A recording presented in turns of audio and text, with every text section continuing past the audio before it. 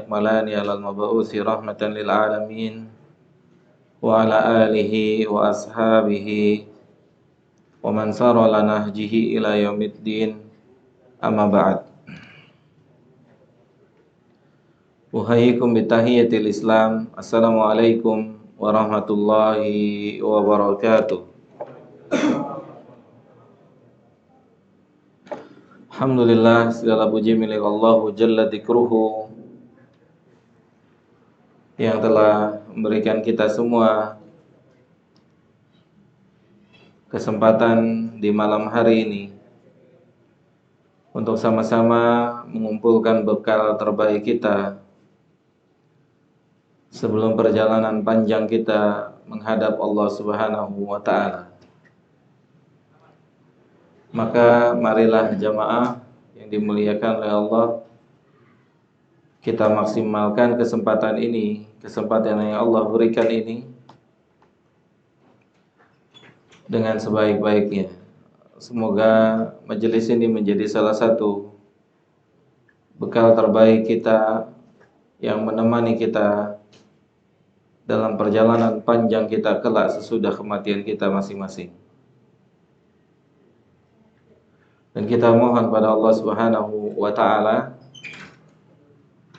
semoga Allah memberikan kita semua taufik di dalam majelis ini untuk bisa memahami pelajaran dengan benar, dan juga semoga Allah memberikan kita taufik untuk bisa mengamalkan ilmu yang telah kita ketahui. Allahumma amin. Baik jemaah, kita akan kembali pada kajian kita, pembahasan Kitab Tauhid yang ditulis oleh Fadilatul Syekh Shalih Fauzan Al-Fauzan hafizahullahu ta'ala.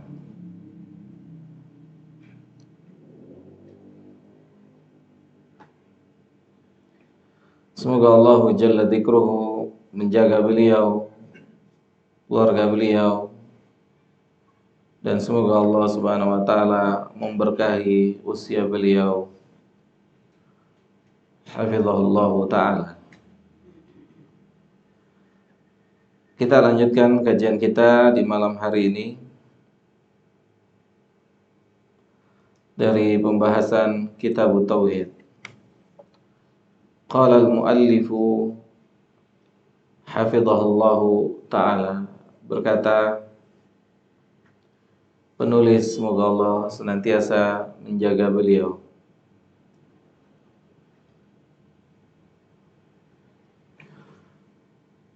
Thumma kana ihtimamur rusuli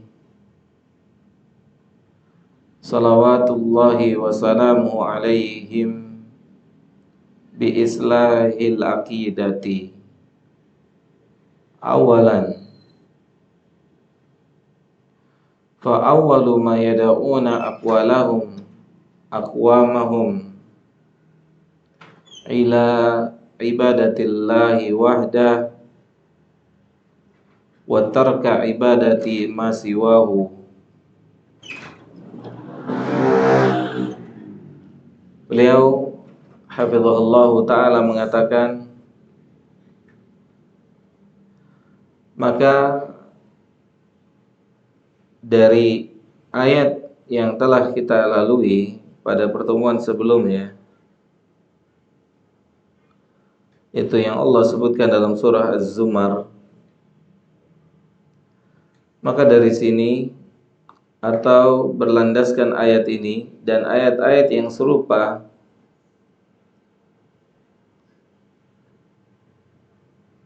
menjadi dasar para utusannya Allah Subhanahu wa ta'ala memberikan perhatian yang lebih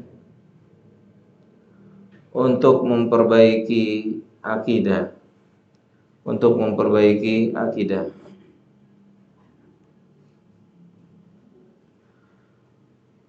Tentunya jamaah yang dimuliakan oleh Allah Subhanahu wa taala, dakwah adalah perbaikan. Dakwah adalah perbaikan. Dan tentunya perbaikan sebagaimana dalam ayat Al-Quran ataupun dalam hadis Nabi kita Muhammad SAW, perbaikan itu bertingkat-tingkat. Perbaikan bertingkat-tingkat.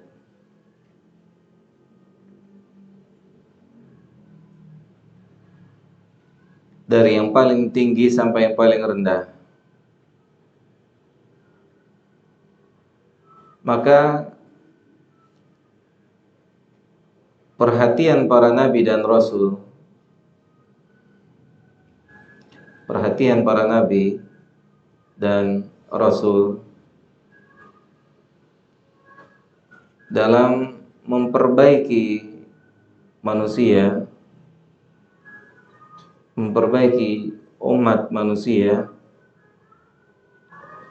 itu perhatian mereka sangat besar dalam perkara akidah ataupun keyakinan ataupun tauhid.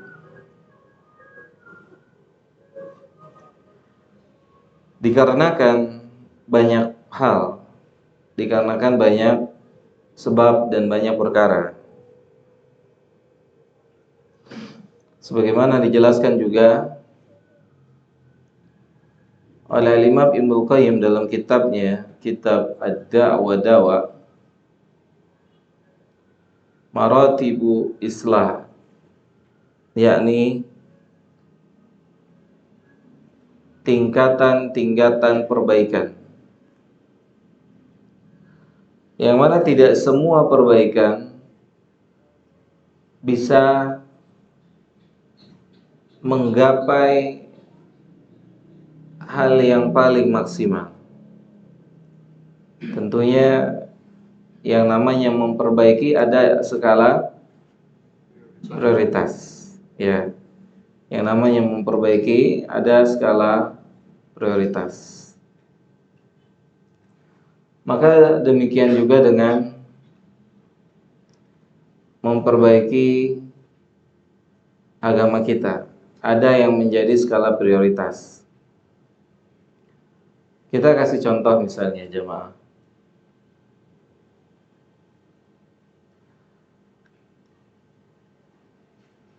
Sebagian pihak mereka berpikir, mereka berijtihad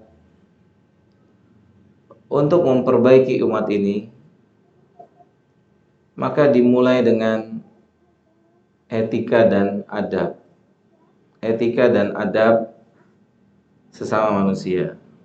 Hablum minan nas.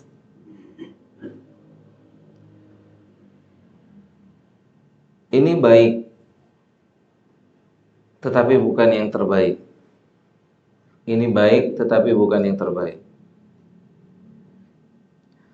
Kita kasih salah satu contoh. Ya, kita kasih salah satu contoh yang pernah ada dan tercatat di dalam sejarah, yaitu tentang Hatim At-Ta'i. Hatim At-Ta'i yang punya perhatian terhadap orang-orang yang miskin. Dia punya perhatian dengan hartanya, banyak berinfak, banyak bersedekah.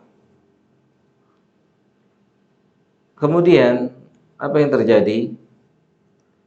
Aisyah bertanya tentang nasib Hatim At-Ta'i radhiyallahu taala anha. Apakah infak sedekah atau bahkan Hatim At-Ta'i itu sudah dapat atau sudah dikenal di kalangan manusia dermawan. Sudah dapat lafaz itu. Sudah dapat lafaz dermawan. Ya. Mungkin kalau dianalogikan hari ini, dia sudah bantu anak yatim, dia sudah bantu janda-janda tua, dia bikin rumah sakit, atau pekerjaan-pekerjaan sosial lainnya. Sehingga ketika mau menyebutkan karakter dermawan, itu nama Hatim At-Ta'i nggak ketinggalan. Karakter kalau mau disebutkan, kalau mau dijadikan contoh kedermawanan, itu Hatim At-Ta'i itu tidak ketinggalan namanya disebutkan karena memang orang yang sangat dikenal, ma'ruf dengan apa? Kedermawanannya. Tapi Nabi Muhammad SAW ketika ditanya tentang Hatim At-Ta'i tidak bermanfaat untuk dia seluruh amalnya. Hatim At-Ta'i tidak bermanfaat untuk dia seluruh amalnya. Karena dia belum pernah mengucapkan 2 kalimat syahadat. Dia belum masuk Islam. Gitu. Sehingga Nabi SAW mengatakan tidak ada yang manfaat, seluruh amalnya nggak bermanfaat untuk dia. Karena dia belum mengucapkan syahadatain. Yang menunjukkan atau dari kisah ini kita harus cerdas di dalam memilih kebaikan. Untuk menjadi ahli kebaikan kita harus cerdas. Ternyata nggak semua kebaikan bisa menyelamatkan kita. Karena kebaikan itu bertingkat-tingkat. Kebaikan itu bertingkat-tingkat. Ya. Hatim At-Ta'i tidak bisa diselamatkan dengan infak dan sedekahnya. Kenapa? Karena dosanya jauh lebih besar. Dosanya jauh lebih besar. Yaitu dosa kesyirikan atau menyekutukan Allah Tabaraka wa Ta'ala. Ini lebih besar. Maka sebaik apapun orang non-muslim itu tidak pernah bisa dapat lafaz orang baik dari Allah. Dari Allah. Mungkin kalau kita kita merasakan kebaikannya, tapi untuk Allah enggak. Kenapa? Karena kekafirannya itu membuat Allah sangat benci. Oke, kita lihat di antara ayat yang menjelaskan hal itu, antum lihat surat Al-Bayyinah. Apa kata Allah? Innal ladzina kafaru min ahli kitabi wal musyrikina fi nari jahannam khalidina fiha. Terus Allah bilang apa? Ulaika hum syarrul bariyah. Mereka adalah makhluk Allah terjelek. Status sosial mereka itu nggak bisa apa? Nggak bisa ngangkat mereka di hadapan Allah. Tidak bisa mengangkat mereka. Mereka nggak bisa keluar dari lafaz ini. Ulaika hum syarrul bariyah. Siapapun dia. Itu. Atau misalnya di ayat yang lain Rabbul Izzah Jalla Dzikruhu berfirman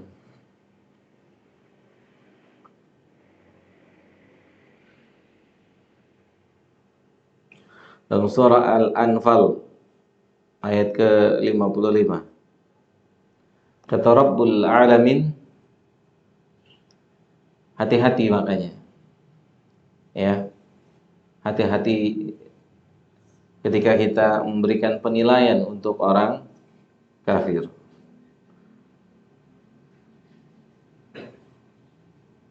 Bahkan para ulama itu sangat sangat tidak menganjurkan memberikan contoh kebaikan dari orang kafir.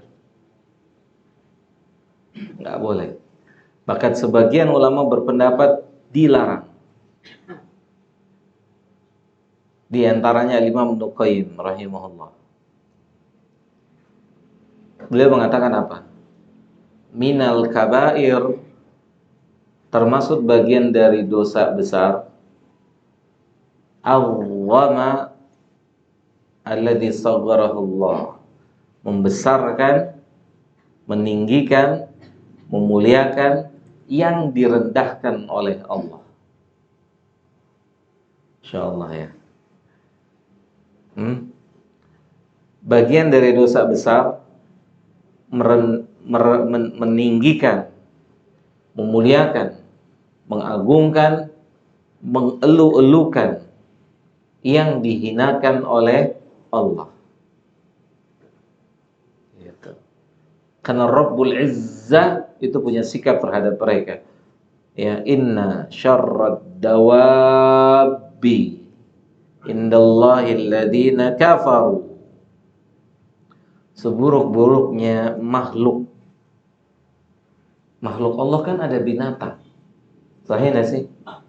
Makhluk Allah ada binatang, ada hewan, ada tumbuhan. Tapi yang Allah bilang terburuk mereka. Apa sebabnya? Fahum la yu'minun. Karena mereka tidak beriman. Mereka tidak beriman.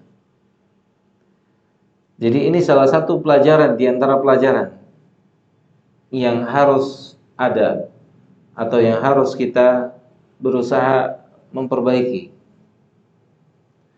Ya, karena sebagian kita masih suka menjadikan contoh siapa? Orang-orang kafir. Sahih? Sebagian kita masih menjadikan mereka contoh. Padahal mereka dihinakan oleh Allah Jalla Jalaluhu. Mereka dikatakan syarrad dawabi. Syarrad dawabi. Itu Rabbuna Azza wa Jalla. Murka, marah. Maka Imam Ibnu Qayyim mengatakan salah satu bagian dari dosa besar adalah meninggikan sesuatu yang direndahkan oleh Allah. Sesuatu yang direndahkan oleh Allah. Itu salah satu bukti kebaikan bertingkat-tingkat. Atau yang lebih dahsyat dari Hatim At-Ta'i. Yang lebih dahsyat dari Hatim At-Ta'i. Siapa? Abu Thalib. Abu Thalib. Kebaikannya tidak diragukan. Sahih? Abu Thalib kebaikannya tidak diragukan.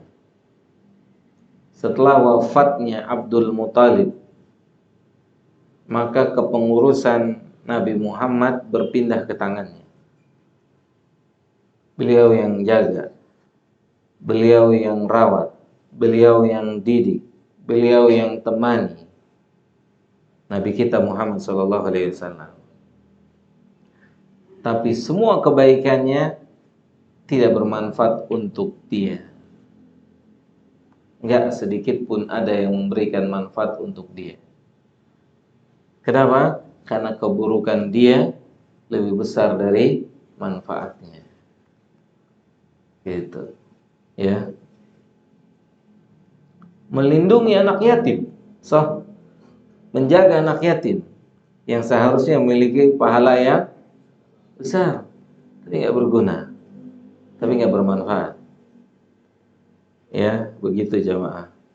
Oleh karena itu, dari sini di antaranya ini sedikit di antara contoh yang paling yang ada dalam perkara ini. Kenapa ihtimamnya atau fokusnya para Nabi dan Rasul itu memperbaiki masalah akidah yang berhubungan dengan kalimat La ilaha illallah. Satu-satunya pelajaran yang dipelajari sampai orang mati itu kalimat ini. Hah? Ya enggak? Coba. Saat orang mau mati antum ajarin apa? Sifat salat Nabi, Sifat wudu Nabi? Tayamum, zakat, infak, sedekah, haji. Enggak. Apa? Lakinu mautakum la ilaha illallah. Mau mati aja kita disuruh ngajarin dia. Sahih? Mau mati, apa yang kita bisikin? La ilaha illallah. Kalimat tauhid. Satu pelajaran yang dipelajari atau yang tertuntut untuk dipelajari, maka nggak ada kata selesai belajar kalimat ini. Tidak ada kata selesai mempelajari kalimat ini. Pasti ada miss, pasti ada kekurangan. Tidak mungkin tidak. Ya, pasti ada miss. Dan miss, kalau miss kekurangan di sini, di kalimat ini, itu mudaratnya sangat besar. Sampai Nabi pernah berkata kepada Imran bin Husain, saat Nabi melihat beliau radhiyallahu taala anhu memakai gelang terbuat dari tembaga. Kemudian Nabi tanya kepada Imran bin Husain, alasan beliau pakai gelang tadi. Lebih kurang beliau katakan itu untuk jaga dari penyakit kulit. Apa kata Nabi? Inziha, copot. Langsung disuruh copot. Kata Nabi SAW pada dicopot. Kalau gelang itu ada di tangan Anda dan Anda mati, maka Anda tidak akan berbahagia ketemu Allah selama-lamanya. Karena tawakalnya sudah pindah ke gelang tadi. Allah. Kata Nabi, copot.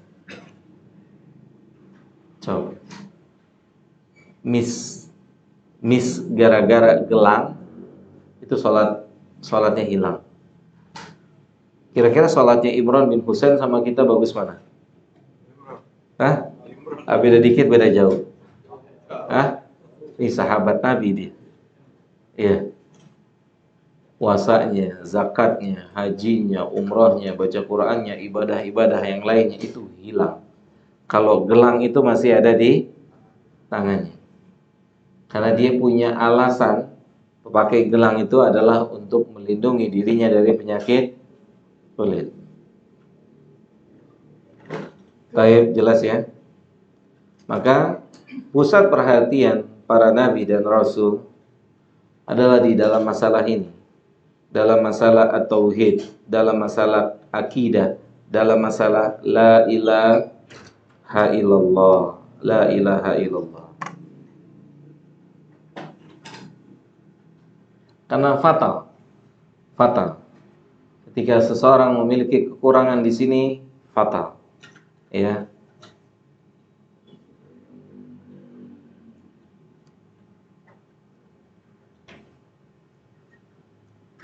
Lihat.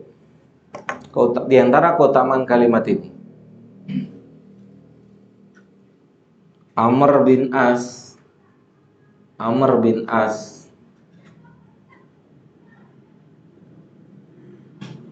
itu pernah berkata pada Nabi kita Muhammad SAW, kalau dia mau masuk Islam,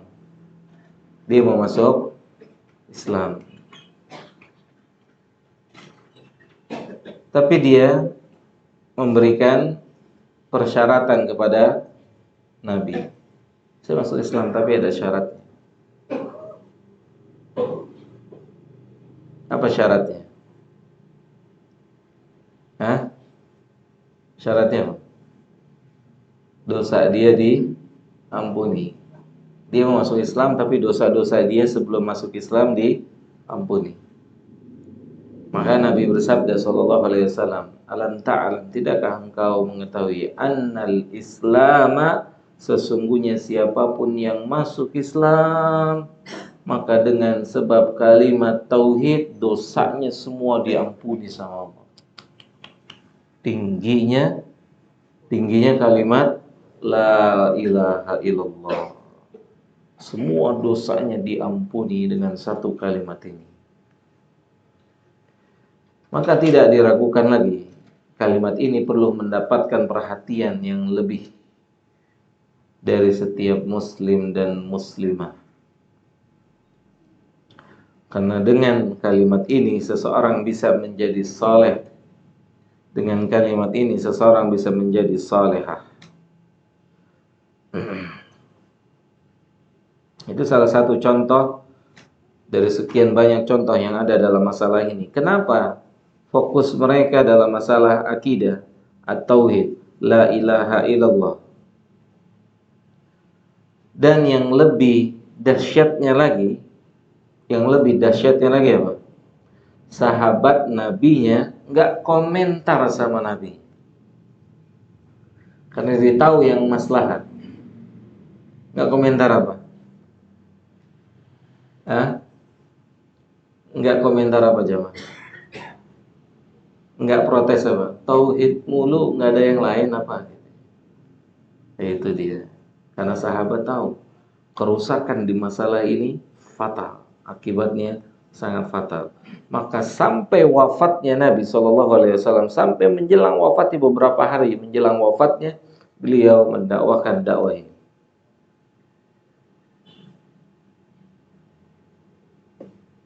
Maka di sini penulis mengatakan, hafizahullah taala, para nabi dan rasul mereka lebih memfokuskan mengajak manusia mentauhidkan Allah dan meninggalkan kesyirikan. Ya, meninggalkan kesyirikan. Kita nggak katakan pelajaran yang lain tidak ada manfaatnya. Kita nggak bilang seperti itu. Tapi tentunya pelajaran yang lain jika dibandingkan dengan pelajaran ini, maka pelajaran yang lain itu di bawah pelajaran ini. Ya, di bawah pelajaran ini. Apa aja pelajarannya? Antum tahu siapa yang bunuh Ali bin Abi Thalib? Apa? Ibnu Mulzam. Itu yang bunuh. Antum tahu siapa dia? Orang yang hafal Quran. Bukan berarti ini hafiz Quran jelek, tapi ini oknum. Gitu ya. Artinya tidak tertutup kemungkinan. Gitu. Siapapun bisa melakukan pelanggaran. Lihat Ibnu Mulzam. Ya.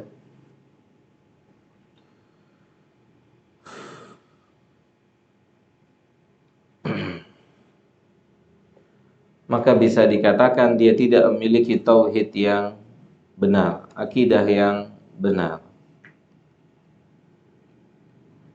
Kemudian jamaah yang dimuliakan oleh Allah, penulis mengatakan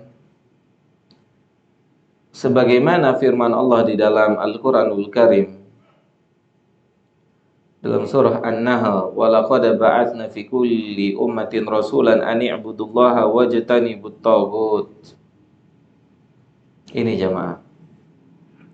Inilah ayat yang menjadi alasan, yang menjadi argumen. Argumennya siapa? Argumen siapa?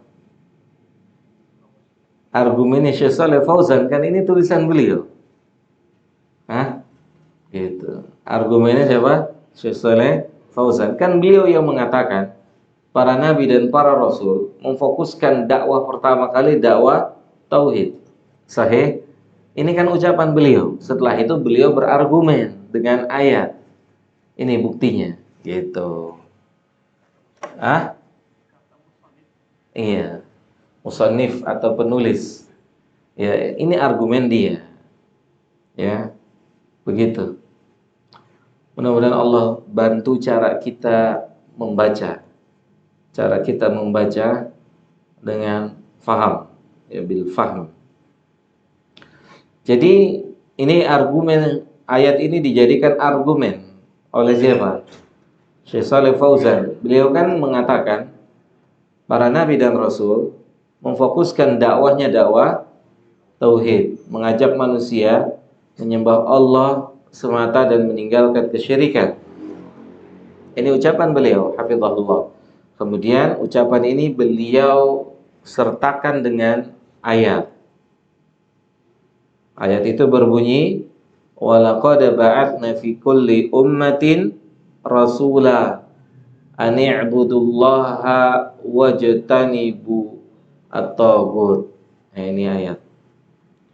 Kata Allah Jalla dzikruhu, Allah menjelaskan bahwasannya Allahu Jalla wa Ala lah yang telah mengutus apa?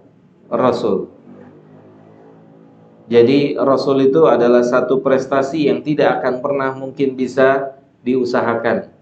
Kenapa? Karena pilihan. Makanya Rasul disebut Al-Mustafa, orang-orang pilihan. Ini prestasi yang nggak mungkin bisa dikejar, karena itu pilihan. Pilihan dari Allah. Ya, jadi Allah memilih di setiap umat seorang Rasul, dan terpilihlah Nabi kita Muhammad Sallallahu Alaihi Wasallam menjadi Nabi dan Rasul kita, menjadi kudwah kita, menjadi suri tauladan kita. Ya.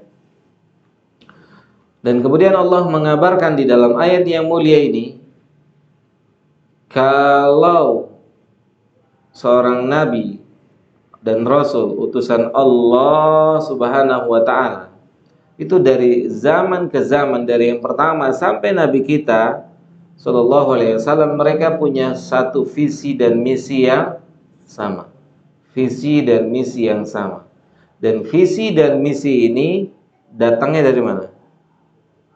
Dari ijtihad Nabi dan Rasul atau dari Allah? Dari Allah. Dari Allah. Ya, dari Allah. Isinya apa? U'budullah. U'budu Allah. Isinya adalah antum punya amanah agar menyampaikan kepada manusia, manusia menyembah Allah. Itu. Para nabi dan rasul, termasuk nabi kita, itu punya amanah. Amanah tertingginya mengajak manusia, mengarahkan manusia, mengajak dan mengarahkan. Nabi nggak bisa apa? Nggak bisa memberikan manusia hidayah atau taufik. Nabi nggak bisa. Sallallahu Alaihi Wasallam nggak bisa. Tapi Nabi dapat beban apa? Dapat beban apa? Mengingatkan, mengajak, memberikan penjelasan, memberikan bayan. Ya, dia Sallallahu Alaihi Wasallam itu mendapatkan amanah demikian. Ya, dan beliau tidak dibebankan oleh Allah Subhanahu wa Ta'ala memberikan hidayah. Memberikan hidayah. Hidayah itu di tangannya Allah. Yang dimaksud adalah hidayah apa? Taufik, hidayah taufik. Misalnya di antara ayat yang menunjukkan itu adalah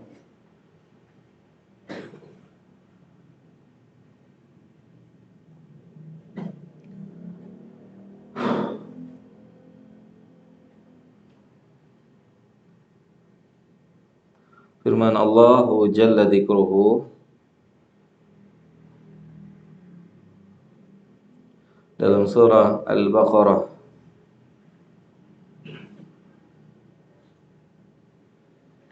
ayat 272. Ayat 272.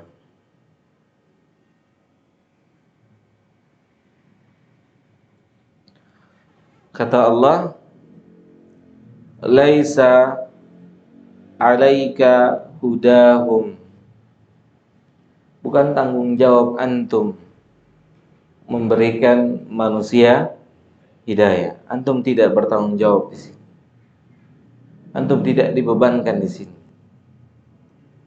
Ya, Nabi mendapatkan keringanan. Dan tentunya keringanan itu juga berlaku untuk siapa? Berlaku untuk siapa? Untuk seluruh umat. Untuk para dai, untuk para pengajar, berlaku keringanan ini. Laisa 'alaika hudahum. Laisa 'alaika hudahum.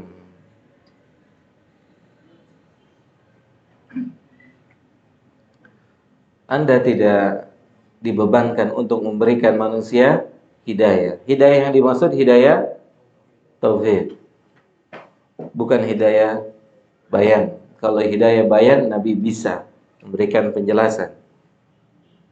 Yang dimaksud adalah beliau tidak punya wewenang memberikan hidayah taufik. Hidayah taufik itu urusannya antara pelaku dengan Allah. Ana mau tanya nih sama antum. Abu Talib saat mau meninggal ditemenin oleh Nabi dan siapa? Hah? Ditemenin oleh Abu Bismillah.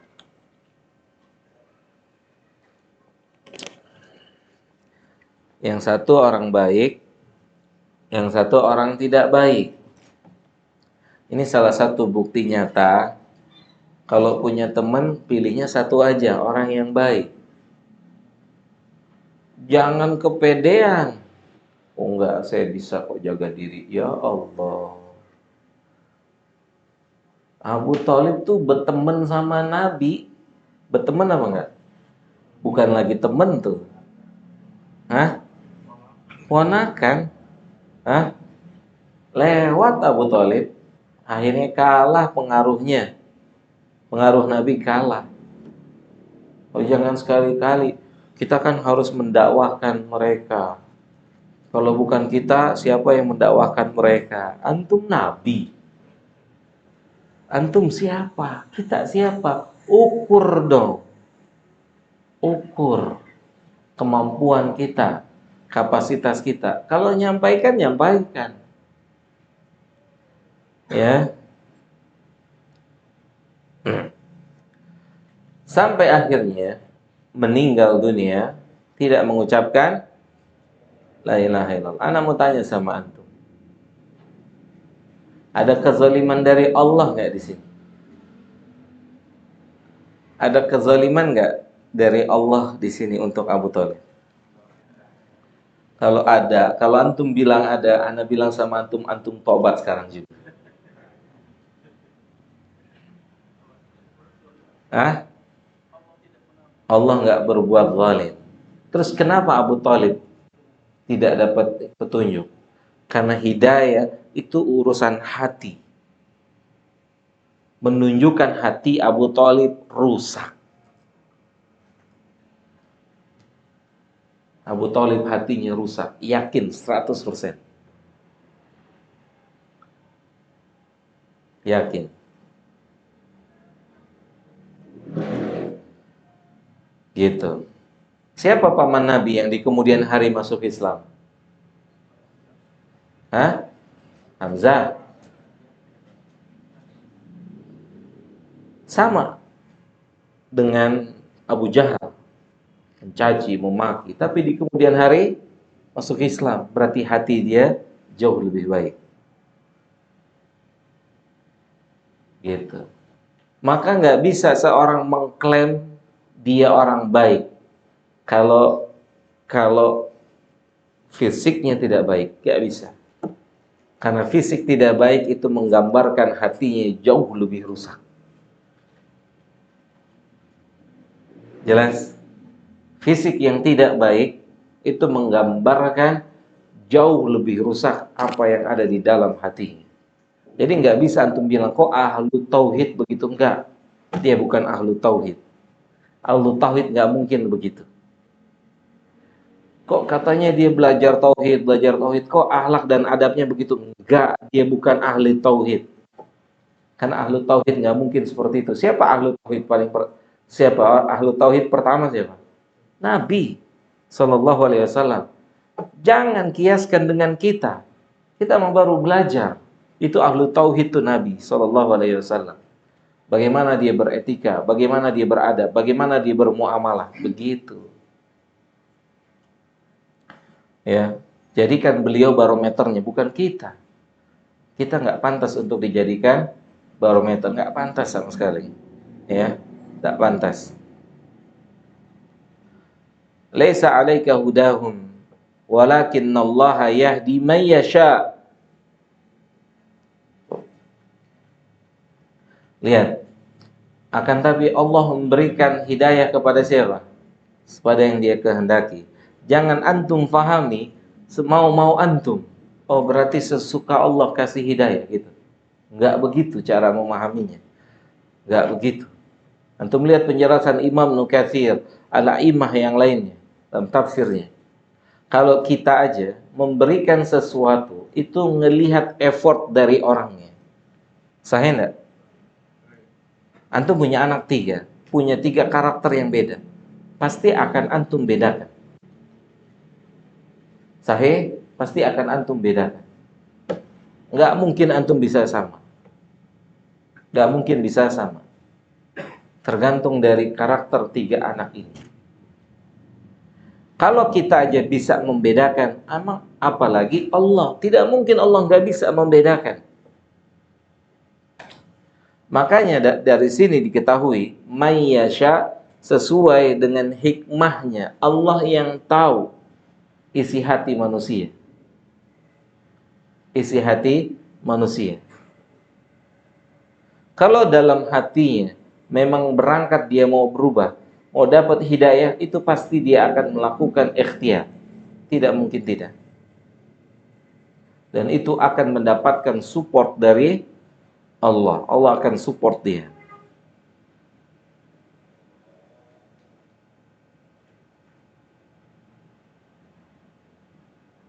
Jelas sampai sini?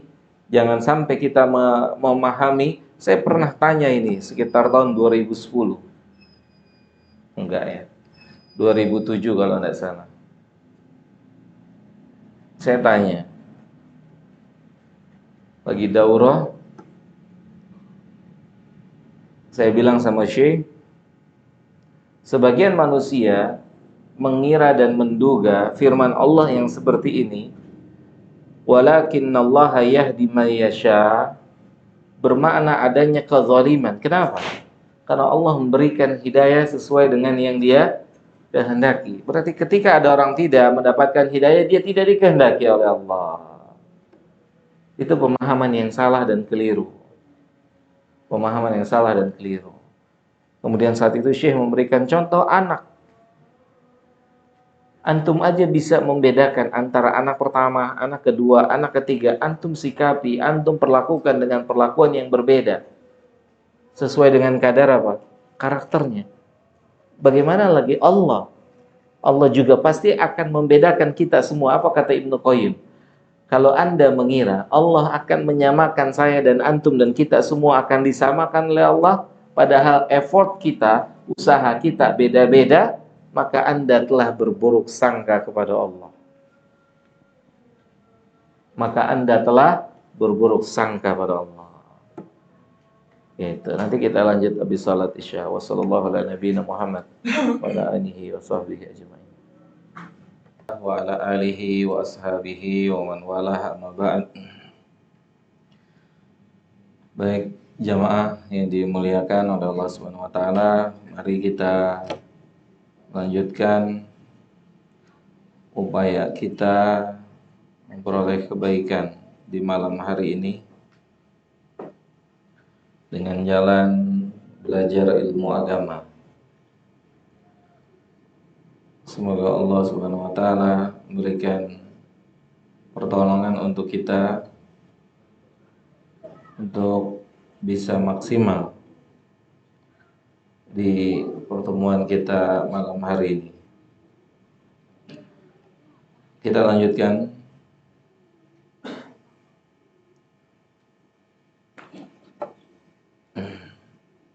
pembahasan dari kitab Tauhid.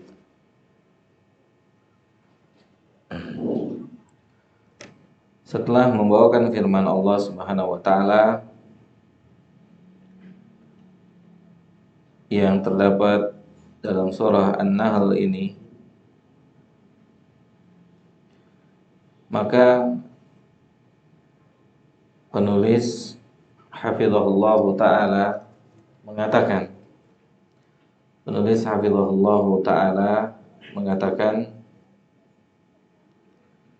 wa kullu rasulin yaqulu awwala ma yukhatibu qaumuhu. Seluruh rasul itu di dalam menyampaikan risalahnya atau menyampaikan dakwahnya kepada manusia itu dengan kalimat yang sama, yang berbunyi u'budullaha ma lakum min ilahin ghairuhu, dalam surah Al-A'raf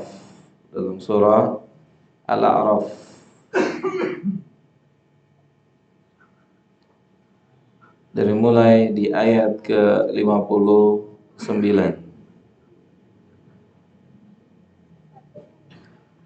Nabi Nuh berkata, beliau adalah sebagai rasul yang pertama. Laqad arsalna Nuhan ila qaumihi. Sebagai bukti dari ucapan Syekh Shalih Fauzan, beliau hafizahullah ta'ala mengatakan kalau seluruh rasul itu ucapan pertamanya adalah u'budullah ma lakum min ilahin ghairuhu. Maka beliau sebutkan ayatnya dalam surah Al-A'raf ayat ke-59 yang pertama. Dalam surah Al-A'raf ayat 59. Kata Allah menceritakan tentang Nabi Nuh, laqad arsalna Nuhan ila qaumihi. Sungguh kami telah utus Nuh kepada kaumnya. Faqala, dan ucapan Nuh kepada kaumnya, ucapan pertama Nabi Nuh kepada kaumnya, ya qaumi ibudullaha ma lakum min ilahin ghairuhu. Wahai kaumku, sembahlah Allah. Tidak ada yang berhak untuk disembah atau tidak ada sesembahan yang patut disembah oleh kalian kecuali hanya Allah Jalla dzikruhu. Ini adalah bukti pertama kalau selevel Nabi Nuh mendakwahkan dakwah pertamanya adalah mengajak manusia untuk beribadah kepada Allah Subhanahu wa ta'ala, ya, mengajak manusia ya, beribadah kepada Allahu Jalla dzikruhu. Kemudian beliau membawakan di ayat ke-65, masih dalam surah Al-A'raf, perkataan Nabi Hud alaihi salam yang beliau katakan kepada kaumnya, kaum Ad,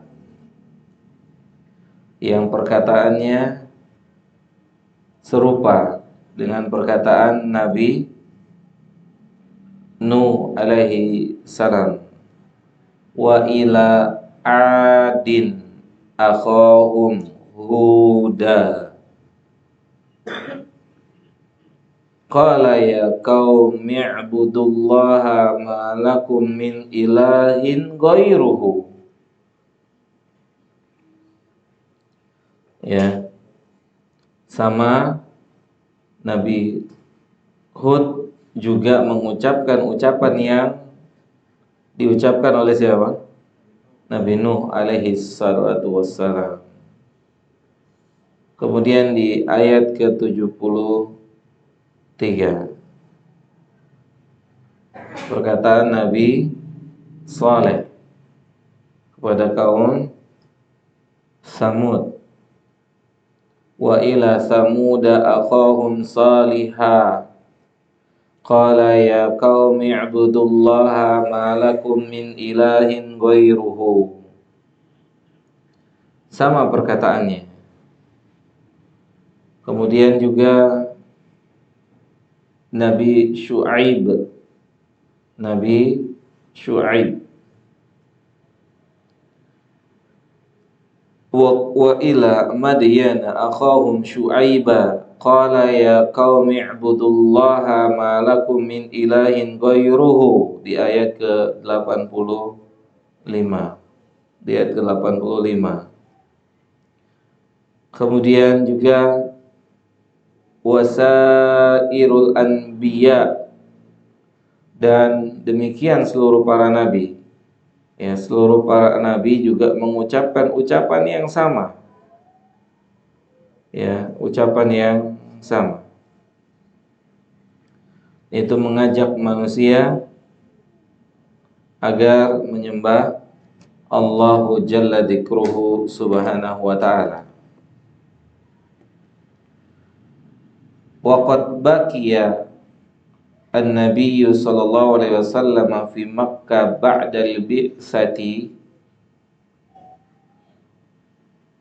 Nabi kita Muhammad sallallahu alaihi wasallam setelah diutus oleh Allah Subhanahu wa taala sebagai seorang rasul, maka beliau tetap tinggal di Mekah selama 13 tahun.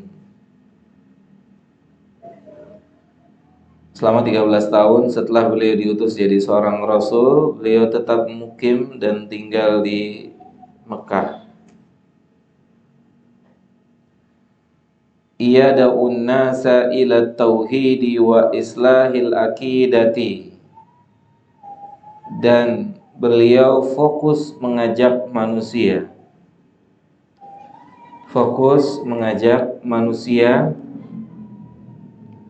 agar manusia mentauhidkan Allah, mengesahkan Allah dalam segala hal. Mentauhidkan Allah artinya apa?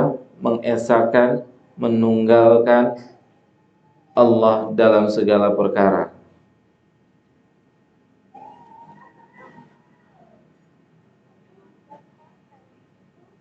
Pokoknya segala sesuatu hanya Allah yang bisa, yang mampu, ya, yang bisa mendatangkan manfaat Allah, yang bisa mencegah mudarat Allah. Nah, itu diantara isi dakwahnya itu begitu.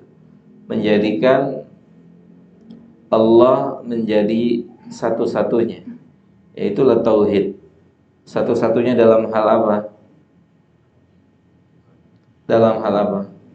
Dalam segala hal. Ya, dalam segala hal. Karena apa? Karena dalam segala hal Allah mampu, Allah bisa.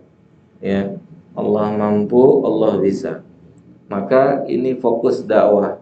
Dalam ibadah, ya, manusia diajak, diserukan oleh Nabi kita sallallahu alaihi wasallam hanya ibadah kepada Allah, titik.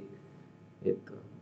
Dalam hal takut, manusia diajak, digiring, diarahkan agar tidak takut kecuali hanya kepada Allah, agar tidak berharap kecuali hanya kepada Allah. Ini jadi mentauhidkan Allah tuh, ini maknanya cakupannya sangat luas. Menjadikan Allah tunggal dalam apa? Dalam segala hal ini. Ya, dalam segala hal ini. Ini tugas yang tidak apa? Ya, tidak ringan, yang tidak ringan. Ya, apalagi jika seseorang telah telah punya keyakinan sebelumnya, ya, telah punya keyakinan sebelumnya, diganti dengan keyakinan kalau Allah tunggal, pemain utamanya Allah tunggal. Ini untuk mengangkat keyakinan ini bukan perkara yang mudah. Ini bukan perkara yang mudah. Itu juga argumen, ya, yang dipertahankan oleh Abu Thalib. Saat Abu Thalib tidak mau mengucapkan kalimat la ilaha illallah, maka argumen yang dia pegang yaitu ketika dia harus mengucapkan la ilaha illallah, maka konsekuensinya dia harus meninggalkan apa? Seluruh berhala. Sebagaimana siapa? Sebagaimana semua orang saat itu yang sudah mengucapkan dua kalimat syahadat, yang menunjukkan mereka mengerti konsekuensi daripada kalimat tauhid. Dan itu yang membuat Abu Thalib mempertahankan ideologinya. Jadi Abu Thalib punya ilmu enggak? Jadi Abu Thalib punya ilmu atau tidak? Justru karena ilmu itulah yang membuat dia tidak mau mengucapin la ilaha illallah. Dia berilmu tentang la ilaha illallah. Dia berilmu tentang kalimat ini, sehingga dia tidak mau mengucapkannya. Dia ngerti konsekuensinya kalau mengucapin itu, maka dia harus ingkari seluruh sembahan selain Allah. Dan dia nggak terima itu, nggak mau dia. Ya, dia nggak terima. Sebagaimana orang-orang musyrikin lainnya. Mereka ketika diserukan kalimat la ilaha illallah, mereka enggak terima, mereka tidak berkenan karena mereka faham. Ya, mereka faham. Coba kita lihat firman Allah Subhanahu wa taala dalam surah As-Saffat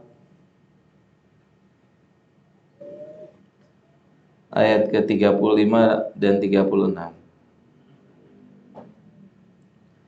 Kata Allah, innahum kanu idza qila lahum la ilaha illallah. Lihat jamaah, perhatikan dengan baik.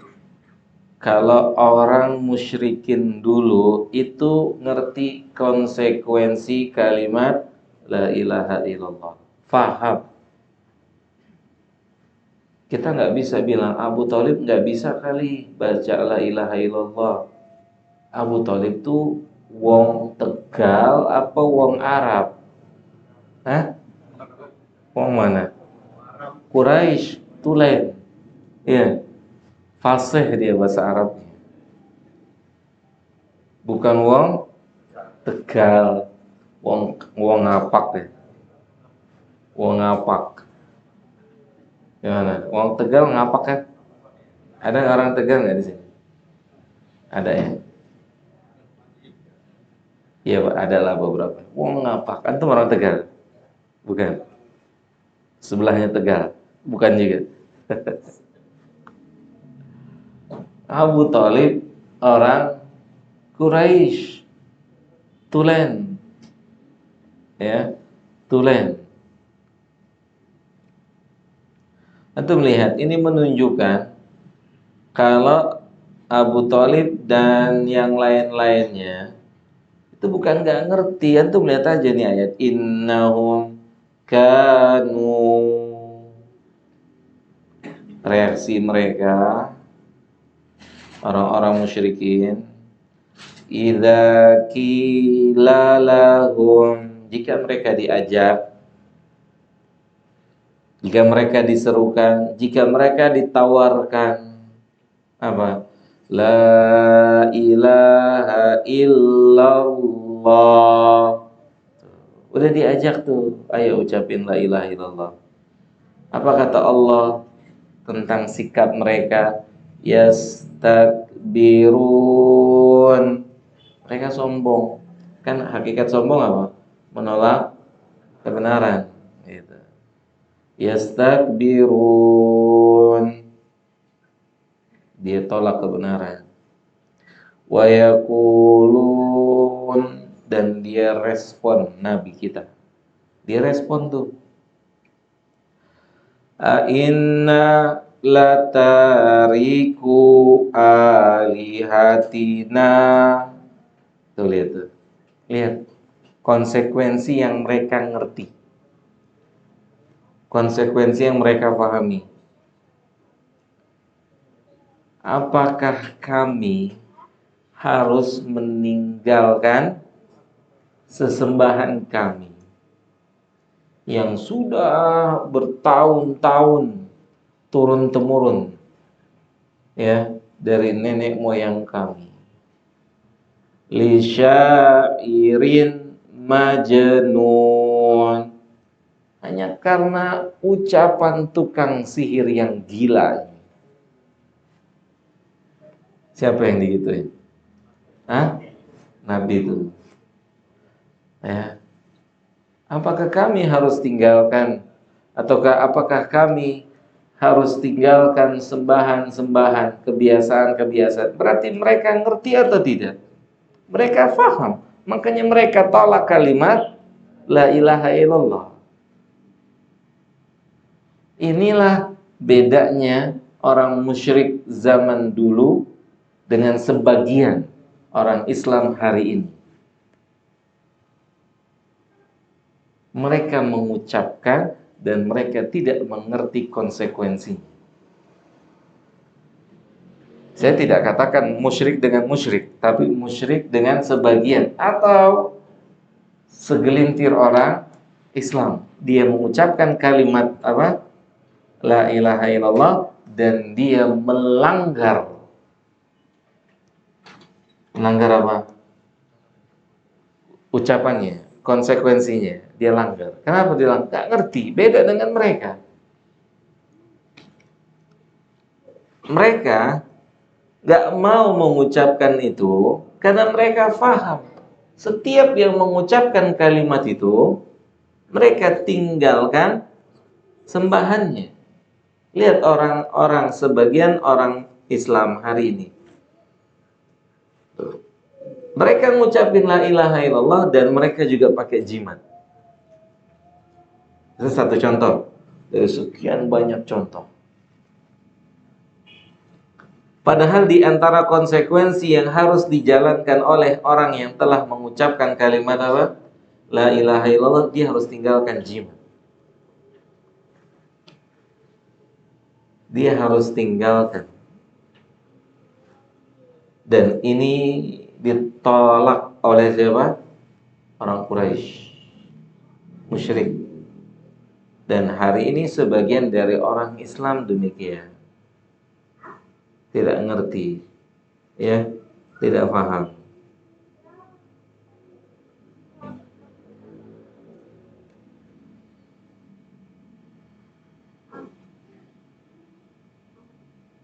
Berarti kan Nabi memang tidak hanya mendakwahkan kalimat ini, tapi memberikan penjabaran tentang kalimat ini. Paham nggak tuh? Kalau cuman ngomong, bisa nggak mereka? Hah? Kalau cuman ngoceh la ilaha illallah, bisa atau tidak? Bisa. Tapi yang mereka nggak terima apa? Konsekuensinya mereka nggak terima. Apa-apaan tuh? Mereka sudah nggak panggil Nabi, mereka bilangnya syair majnun, tukang sihir yang gila. Itu dia bilang. Cuma ucapan antum, kita harus tinggalin sembahan kita. Ya.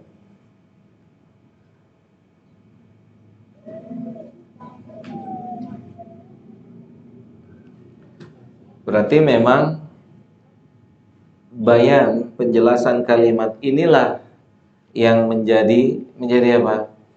Sebab konflik di mana? Di masa itu. Kan ketika Nabi Shallallahu Alaihi Wasallam belum berbicara masalah ini, nggak ada konflik, nggak ada konflik. Tapi ketika Nabi diperintahkan oleh Allah untuk berdakwah terang-terangan, mengangkat dakwah ini, maka konflik itu dimulai. Konflik itu mulai. Karena Nabi sudah mulai menyinggung. Menyinggung apa? Menyinggung keyakinan. Sudah mulai memberikan petunjuk. Resikonya apa? Nyawanya hilang. Sahih? Dibunuh Nabi kita. Resikonya itu. Sampai kan dikejar-kejar Nabi. Ya. Dan ditemani oleh Abu Bakar radhiyallahu taala anhu. Itu Nabi kita perjuangan untuk menyampaikan kalimat la ilaha illallah. Nyawanya terancam terbunuh. Ya. Konflik. Terjadi konflik. Jadi sebagaimana dijelaskan oleh para ulama, maka dakwah tauhid pasti menghasilkan konflik. Terutama konflik terhadap orang-orang yang berbuat kesyirikan. Kan yang terganggu mereka. Saya enggak. Yang terganggu mereka. Seperti terganggunya siapa? Orang-orang musyrikin di zaman itu terganggu, terusik dia. Buat apa? Buat sesuatu. Dia merasa terusik. Gitu. Jadi memang dakwah tauhid akan menjadi konflik antara tauhid dengan syirik. Tidak mungkin tidak. Tidak mungkin tidak. Makanya sebagian orang beristihad biar nggak konflik, makanya jangan dakwah tauhid gitu. Ngerti nggak? Itu dia. Biar nggak konflik, dakwahnya jangan dakwah tauhid. Ingat, dakwah itu kan bertingkat-tingkat. Antum sempurna di bawah, di atas rusak, itu nggak bisa ngedongkrak. Paham nggak? Antum punya kesempurnaan dalam dakwah selain dakwah tauhid, sifat sholat Nabi, sifat wudu, infak sedekah, haji. Antum rusak di atas, ini semua nggak bisa ngedongkrak. Nggak bisa ngedongkrak. Itu bedanya. Tapi kalau antum sempurna, atau kalau tidak boleh dikatakan sempurna, mendekati kepada sempurna dalam masalah tauhid, kesalahan atau kekurangan di perkara yang lain terdongkrak. Bahkan ada nggak orang masuk surga belum pernah sholat? Ada nggak? Ada tuh. Ada. Menunjukkan apa? Tingginya nilai kalimat la ilaha illallah. Ada nggak yang sholat masuk neraka? Fawailul lil musallin. Kan nggak setiap orang sholat beruntung. Nggak setiap orang yang beribadah tuh beruntung. Nggak. Fawailul lil musallin. Ustaz, kayaknya kita udah ngaji mah jamaah jihad nggak ada di ayat ini. Belum tentu. Bisa jadi potensi kita masuk di sini besar, sangat besar. Tanya aja sama dirinya tadi, sholat ingat apa? Komunikasi nggak sama Allah? Atau sholat sudah ngerencanain makan ini, malam ini makan apa ya? Istri masak nggak di rumah, masih kebagian nggak? Enggak tuh, kata si ibu. Gitu. Fawailul lil musallin. Ini salah satu rahasia berhasilnya sahabat. Itu kalau ketemu ayat-ayat tentang gini, ancaman, itu mereka langsung tuduh diri mereka, saya terancam. Beda sama kita, ketemu ancaman, ini bukan buat gue ini mah. Gue udah ngaji. Kayaknya bukan buat gue nih. Tapi kalau bicara tentang ayat yang lain, qad aflahal mu'minun. Nah, ini ayat buat Ali nih. Sungguh beruntung orang-orang yang beriman. Tahu dari mana? Sudah sah iman kita. Alladzina hum, kata Allah, adalah orang-orang yang salatnya gimana? Khusyuk. Ini ayat tentangannya nih. Antum tanya aja diri sendiri, khusyuk enggak salatnya? Kok berani menyatakan kita terhindar dari al-maun? Ya Allah, itulah kenapa kita tidak meningkat kualitas imannya, karena sudah menganggap diri kita ada di zona aman. Kan orang yang merasa di zona aman gimana sih? Cengeng nggak sih? Orang yang merasa ada di zona aman cengeng nggak? Enggak. Yang cengeng tuh yang dalam kondisi apa? Kritis. Itu dia cengeng tuh, bentar-bentar nangis, bentar-bentar nangis, bentar-bentar nangis, minta ampun, minta ampun, minta ampun gitu. Coba antum lihat orang yang telah tervonis Anda kolesterolnya sekian, gula darahnya sekian, gimana jadinya setelah itu keumuman? Cengeng. Loh, kenapa kita nggak cengeng? Kan kita semua tervonis bisa masuk neraka nggak? Iya. Kita semua terancam siksa kubur, terancam nggak bisa jawab. Wan nazi'ati gharqa, wan nasyitati nashta. Pencabutan nyawa ada dua, ada yang keras, ada yang lemah lembut. Kayaknya saya yang lemah lembut nih. Ya Allah, orang ngaji aja nggak konsentrasi, gitu. Ngaji aja dari tadi yang ditengok jam, gitu kan. Jangan, Allahu Akbar. Gitu. Jamnya di situ, apa perlu taruh sini? Ya subhanallah. Begitu.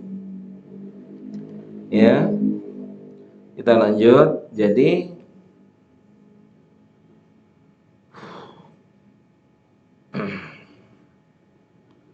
mereka didakwahkan kalimat la ilaha illallah, itu bukan mereka tidak mengerti konsekuensinya. Justru karena mereka mengerti konsekuensinya, mereka nggak mau ngucapin kalimat la ilaha illallah. Ya, mereka nggak mau. Maka Nabi berjuang dengan sungguh-sungguh dan Nabi terima resiko. Resiko apa? Terancam nyawanya. Udah dapat belum ancamannya? Udah. Fisiknya udah kena nggak? Fisik beliau kena nggak? Fisiknya kena. Kan beliau udah dipukulin di Ka'bah tuh, dipojokin di Ka'bah. Udah bonyok Nabi kita sallallahu alaihi wasallam. Udah dipukulin. Subhanallah, udah bonyok tuh. Terus akhirnya tampillah Abu Bakar menarik Nabi, terus Abu Bakar yang dipukulin. Maka Ali bin Abi Thalib saat itu atau di kemudian hari ketika ditanya siapa manusia paling berani sesudah Nabi, maka Ali mengatakan Abu Bakar.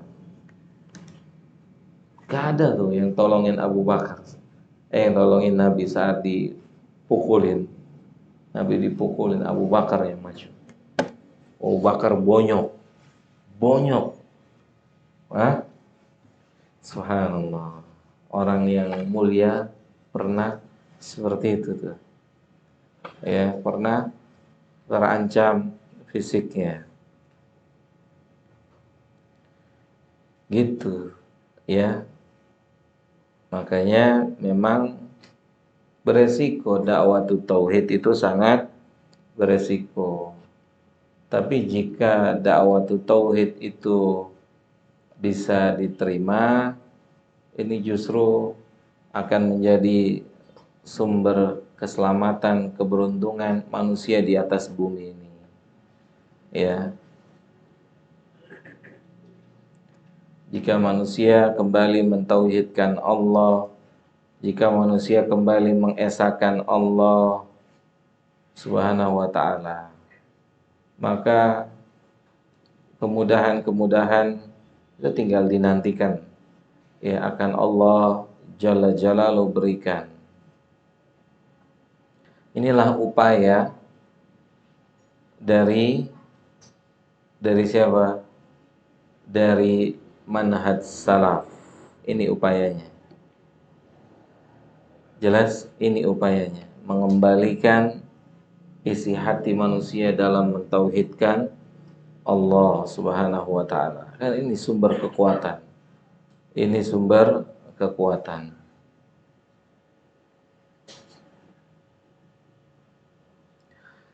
Kata Syekh Shalih Fauzan hafizahullahu ta'ala, 13 tahun Nabi bertahan di kota Mekah dengan berbagai macam penderitaan untuk mendakwahkan dakwah tauhid. Enggak cengeng beliau sallallahu alaihi wasallam. Li'annaha al-asas, dan Nabi juga enggak ganti kurikulumnya. Bertahan. Nabi tidak mengganti kurikulumnya, bertahan. Bahkan Syekh Shalih Fauzan sendiri itu pernah berkata, seluruh perbaikan tidak punya manfaat kalau tidak ada perbaikan dalam tauhid. Seluruh perbaikan itu tidak bermanfaat ketika tidak ada perbaikan dalam masalah tauhid. Karena apa? Kalau tauhid belum baik, berarti yang rusak apa? Kesyirikan kan? Kesyirikan. Maka dia tidak akan membuat jadi lebih baik.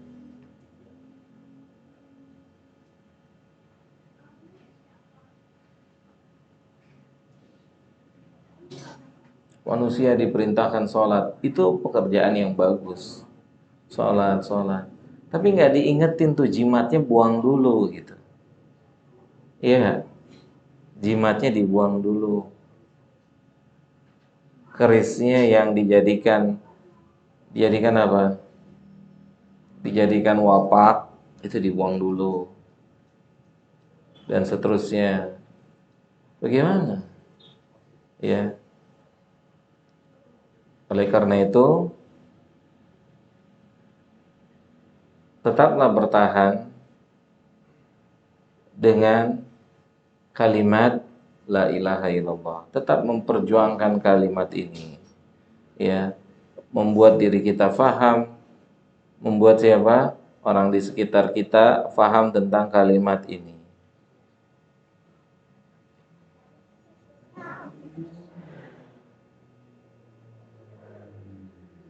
Jelas sampai di sini? Paham? Gitu. Maka ketika Syekh Sulaiman Ruhaili itu ditanya saat di salah satu daurah, apakah tepat jika kita membuka sebuah dakwah dengan dakwah selain memperkenalkan tauhid? Maka beliau menjawab dengan jawaban kurang lebih sekitar tahun 2015. Beliau bilang, bisakah Nabi kita mengganti metode dakwahnya saat dahulu? Bisa atau tidak? Bisa atau tidak? Beliau secara individu bisa nggak? Kan dia udah terancam nyawanya. Bisa nggak? Bisa. Sangat bisa. Tapi itu tidak beliau lakukan. Karena dari atas langitnya tidak memerintahkan untuk mengganti.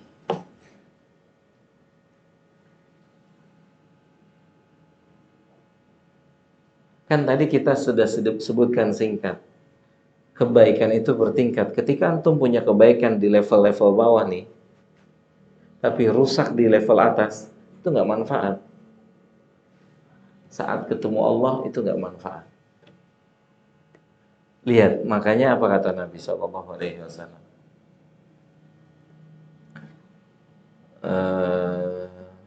Apa kata Nabi kita SAW dalam hadits qudsi? Man ataitani, siapa yang datang menjumpai saya, bi qurabil ardi khotoyaya, dengan sepenuh bumi apa? Dosa. Itu kata Allah dalam hadits qudsi itu. Siapa saja yang datang menemui saya membawa dosa sepenuh bumi, dan dari sepenuh bumi dosa itu tidak ada satupun dosa syirik, la ataituhu magfiratan, maka saya bersedia untuk mengampuni dosa itu. Lihat, makanya yang diantisipasi oleh Nabi adalah dosa syirik. Apa aja, lisankah, hatikah, perbuatankah, itu diantisipasi itu. Karena ini fatal. Ini fatal.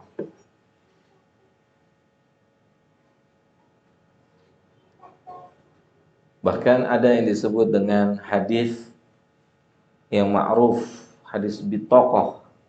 Tahu? Pernah dengar? Hadis bitokoh. Ada seorang nanti dipanggil sama Allah, tidak ada kebaikan pun sedikit pun catatan amalnya. Buruk, buruk, buruk, buruk, semuanya buruk. Sampai Allah bilang, antum punya kebaikan apa enggak? Saya rasa saya enggak punya kebaikan. Kata Allah, ada. Ada, antum punya kebaikan.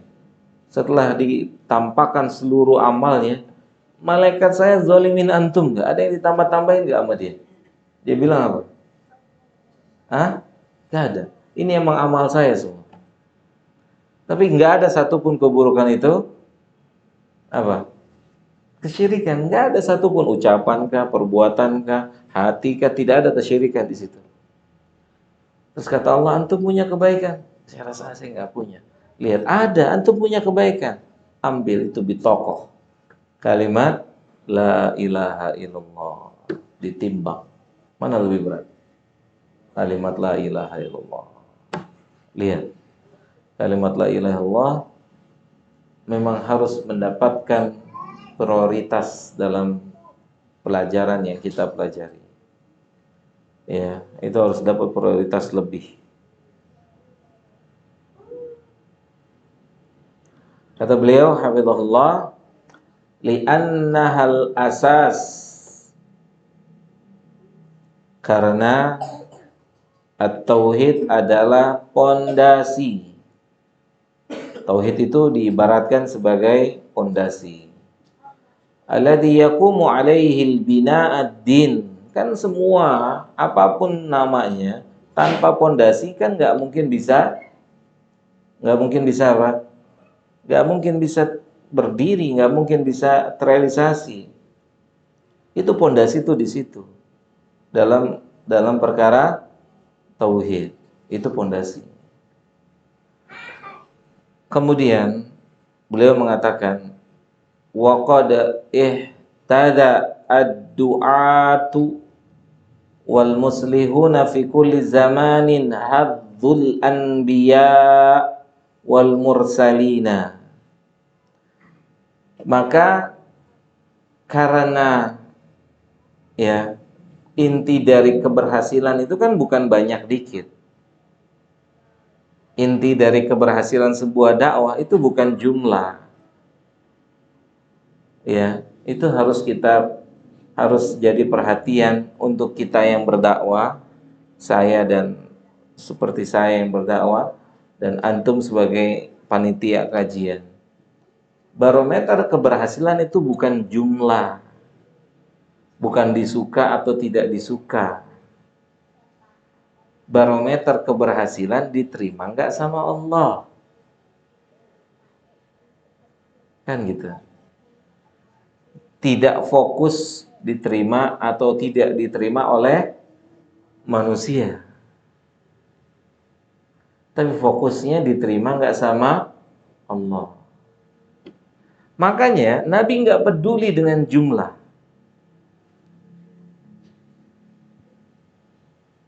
Nggak peduli. Di antara bukti ketidakpedulian Nabi terhadap jumlah, itu besok ada seorang Nabi yang menghadap Allah, tidak ada satu orang pun yang duduk bersama dia. Berarti kan dia nggak peduli sama jumlah. Dia berjalan tetap dengan koridor yang Allah berikan, dakwah tauhid. Walaupun jumlahnya nihil. Kan ada yang nggak ketemu Allah besok, dia nggak bawa satu orang pun manusia. Dan Allah nyatakan gagal nggak? Hah? Enggak. Tidak. Berarti keberhasilan itu bukan dilihat dari jumlah. Tidak dilihat dari jumlah, kualitas. Kualitas. Ya.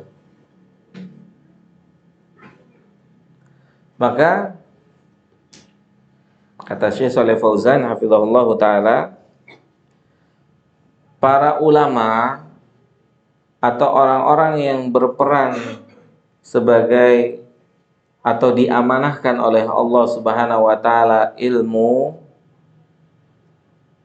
ini kan amanah dan pemiliknya akan diminta pertanggungjawaban besok di hari kiamat. Jangan dikira punya ilmu itu sebuah hal yang memastikan seseorang bisa hidup aman, damai, sentosa. Tidak. Justru pemegang amanah ilmu ini itu nasibnya di ujung tanduk.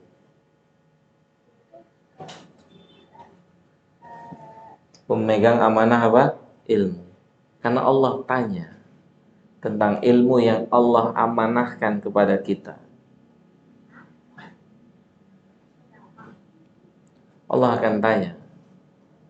Ya. Dan di antara bentuk pertanyaannya adalah yang 4 itu. Kaki anak Adam tidak akan bergerak. Di antara pertanyaannya apa? An ilmihi. Tentang apa? Ilmunya. Bagaimana dia mengelola ilmunya. Jadi apa dia dengan ilmunya? Untuk apa ilmunya? Makanya doa Nabi bukan hanya sekedar minta ilmu, tapi beliau pun minta ilmu yang bermanfaat. Gitu. Ilmu yang bermanfaat. Karena ada ilmu yang tidak bermanfaat. Nah, di sini Syekh mengatakan, dan para ulama atau orang-orang yang diberikan amanah ilmu oleh Allah di setiap masa, di setiap zaman, mereka itu konsisten mengikuti karakter dakwahnya para nabi dan rasul. Yaitu apa? Yabda'una bid-da'wati ila tauhidi. Karakternya sama. Itu memulai dakwah mereka dengan dakwah at-tauhid. Ya, wa islahil aqidati, dan memperbaiki akidah. Memperbaiki akidah. Dari masa ke masa, dari sahabat, tabi'in, tabi'ut tabi'in, dan seterusnya sampai hari ini. Syekh bin Baz itu ketika kitab Tauhid selesai, ya, kajian bersama beliau selesai kitab Tauhid, itu muridnya tanya, setelah ini kita bahas apa? Apa kata beliau? Kitabut Tauhid. Allahu Akbar. Kitab Tauhid selesai, punya Syekh Abdul Wahab.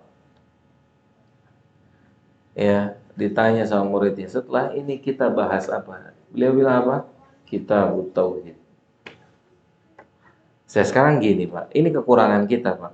Kita menganggap kalau kitab Tauhid udah kita baca, udah selesai, berarti udah beres Tauhid kita. Itu kekurangan kita tuh. Orang bacanya aja sambil tidur, gimana beres? Iya beres sih beres. Baca sambil tidur. Beres sih selesai. Antum mau baca buku ini semalam suntuk bisa nggak selesai? Bisa. Cuman antum dapat apa? Dapat capek. Pastinya dapat capek. Seperti orang yang SKS, yang dia dapat apa? Capek kan? Letih. Kan nggak ada orang nanam pagi, sorenya berbuah. Ada nggak? Itu cuman ada di dunia hayalan, dongeng. Yang namanya nanam pagi, hari ini nanam, ya berbuahnya kapan? Mungkin 3 bulan, mungkin 1 tahun, kan begitu. Ini kita maunya apa? Instan. Gitu. Kebanyakan kita maunya instan. Gak sabar. Mau cepat-cepat jadi ulama. Ya, itu kata para ulama begitu tuh. Gayanya penuntut ilmu hari ini udah kayak ulama. Hari ini hadis, besok fikih, besok tauhid, besok tajwid. Ulama aja nggak begini belajarnya. Ulama tuh selesai satu, diulang, diulang, diulang, diulang. Kalau gurunya bilang, udah besok ganti pelajaran, baru ganti tuh. Kita kan ganti pelajaran dan pelajaran yang lama lupa. Itu kita. Gimana gak lupa? Ngajinya aja setengah ngantuk. Gitu. Kita tuh. Ya. Nah, lihat jamaah. Thumma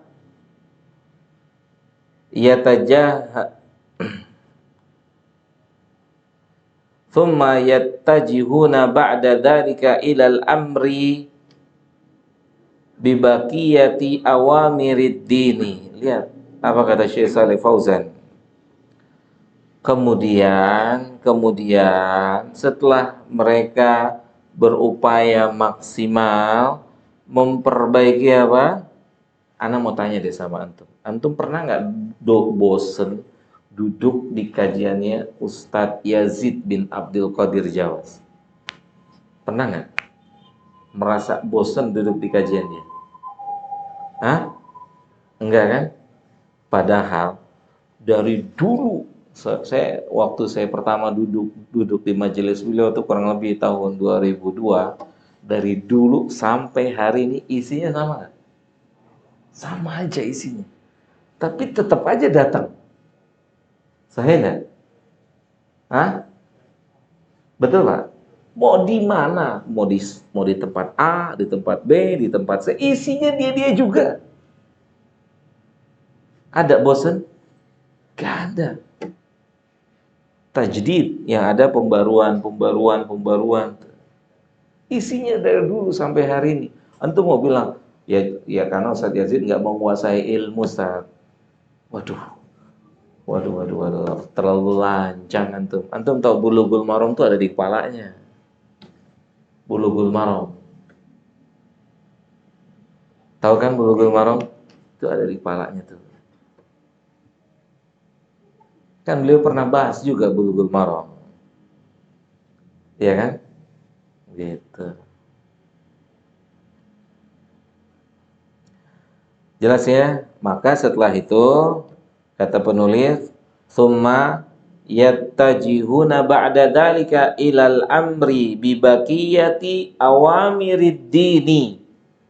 Setelah itu baru dia berkonsentrasi ketika dia sudah berjalan dalam dunia tauhid, sudah matang atau nggak bisa dibilang matang, sudah mulai mengerti apanya, kaidah-kaidahnya, baru bisa masuk pelajaran lain dikit-dikit sebagai pendamping. Bukan dengan porsi yang sama. Bukan dengan porsi yang sama, tapi pelengkap. Sekarang antum pernah dengar kan, sahabat ada nggak lagi sholat mabok? Ada nggak?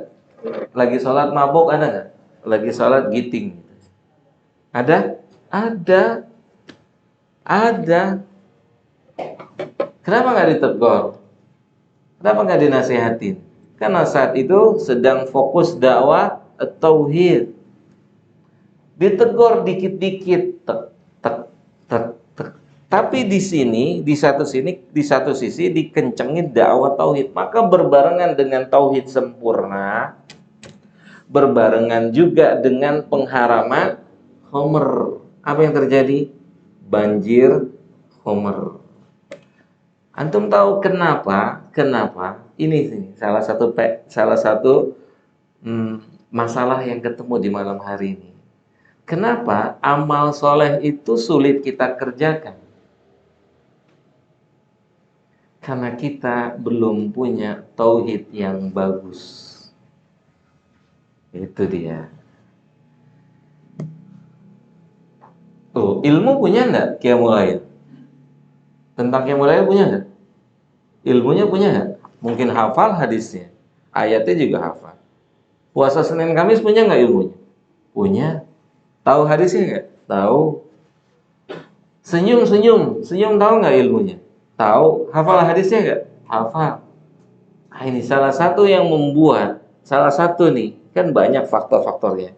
Di antara faktor ilmu, kita tidak bisa merealisasikan ilmu menjadi amal karena kita belum memiliki kesempurnaan tauhid. Kita belum memiliki kesempurnaan tauhid. Itu dia. Maka sampai kapanpun, sekarang tanya deh sama pelaku riba. Antum tahu nggak riba haram? Antum tanya. Tahu nggak? Tahu nggak? Tahu. Terus kenapa nggak ditinggalin?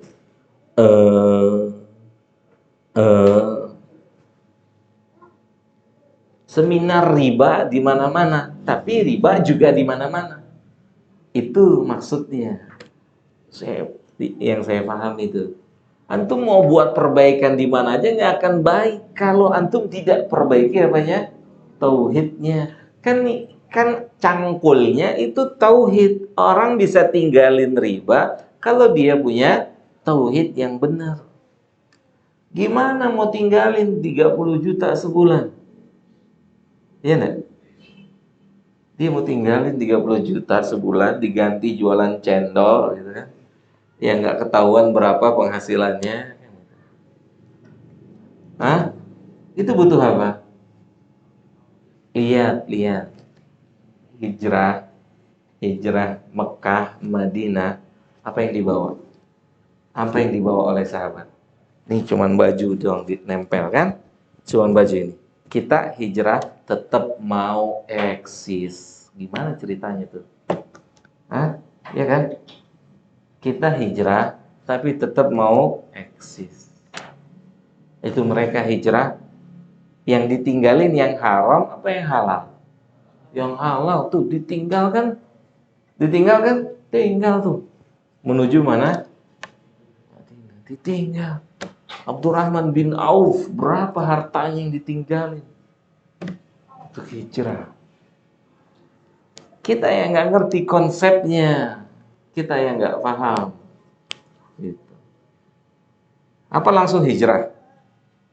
Apa ada proses dulu? Proses udah mantep baru putusin hijrah, kita keluar. Kan begitu, kita keluar. Coba kalau awal begitu ya nggak ada temennya Nabi. Orang belum punya pondasi tiba-tiba harus tinggalin istri anak, coba. Harus tinggalin apa? Harta. Belum punya pondasi. Ketika ada pondasi, istri yang baru berhubungan sama dia aja dia tinggalin tuh. Iya kan? Dia baru ngerasain tuh hubungan suami istri, nikmatnya hubungan suami istri. Nabi bilang jihad, jihad. Itu kalau kita langsung bilang Nabi, ya Rasul, dispensasi dong. Gitu. Ana baru tahu ini nikmat. Dispensasi dong. Itu kalau kita mungkin lah. Hanzalah gitu nggak? Enggak, ditinggal tuh. Siapa? Istrinya ditinggal. Pengantin baru. Mati nggak Hanzalah? Meninggal? Meninggal. Subhanallah. Itu karena apa? Tauhid. Tauhidnya kuat. Coba kalau tauhidnya nggak kuat, mau ngaji ke sini tuh istikharah. Hah? Gaji enggak. Mau datang ke sini istikharah. Tapi kalau orang ketika tauhid imannya lagi benar, mantap. Nah, gitu. Makanya kenapa diulang-ulang? Ini kekurangan kita. Selesai tauhid dianggap, selesai belajar tauhid dianggap kita sudah jadi ahli tauhid. Kan nggak begitu. Kenapa antum mahir surat Al-Fatihah? Karena diulang. Kan antum nggak protes kan sama imam, mam lu nggak ada yang lain surat Al-Fatihah mulu. Kan nggak ada yang protes itu kan. Sahabat nggak ada yang protes tuh saat Nabi sepanjang masa kurikulum isinya intinya apa? Tauhid. Jangan antum kira 13 tahun. 13 tahun itu di Mekah. Sampai beliau wafat ya 23 tahun itu keumuman dominan dakwah tauhid. Kan sampai menjelang wafat juga beliau ingatkan para sahabat agar tidak menjadikan makamnya seperti makam para nabi sebelumnya kan. Ini berhubungan dengan apa? Tauhid. Nabi bilang, Nabi berdoa sama Allah, ya Allah, janganlah engkau jadikan kuburan saya seperti berhala yang disembah, seperti kuburannya para nabi dan rasul sebelum. Itu urusan apa? Tauhid. Nabi SAW itu di saat jaya-jayanya Islam, itu kedengeran di Yaman ada berhala. Masih ingat gak? Ya, ini Islam itu lagi jaya. Terus Nabi denger di Yaman ada apa? Berhala. Siapa berhalanya? Ayo. Saya kasih akuan nih, bantu bisa jawab. Hah?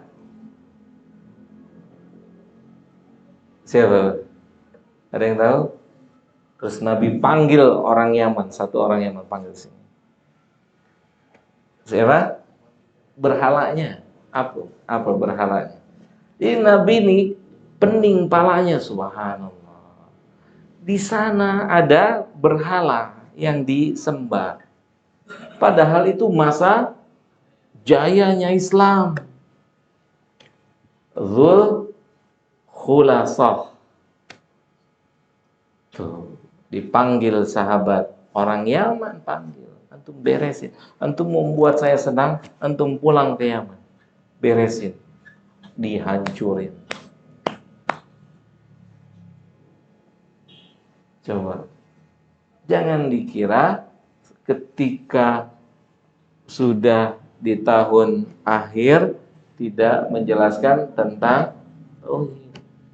Karena yang namanya kesyirikan itu selalu muncul. Maka harus diantisipasi, terus dijaga. Gitu, Allah Ta'ala a'lam. Alhamdulillah kita telah selesai fase yang pertama dari tulisan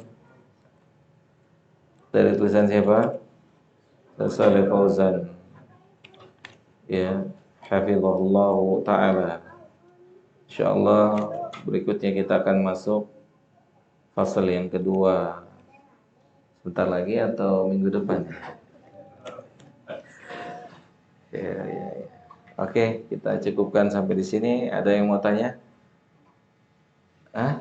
Ubay. Kalau nggak ada, ya kita cukupkan sampai di sini.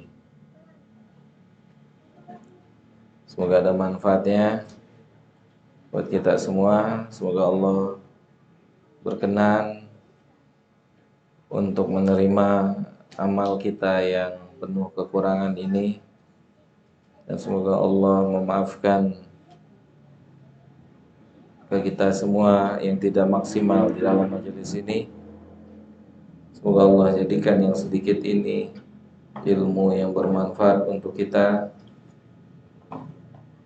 dan semoga Allah berikan tambahan kenikmatan untuk kita, tambahan nikmat untuk bisa terus mentaati Allah sampai akhir usia kita masing-masing. Semoga Allah Jalla Dzikruhu menganugerahkan kita kalimat la ilaha illallah di penghujung usia kita masing-masing. Semoga Allah Subhanahu wa taala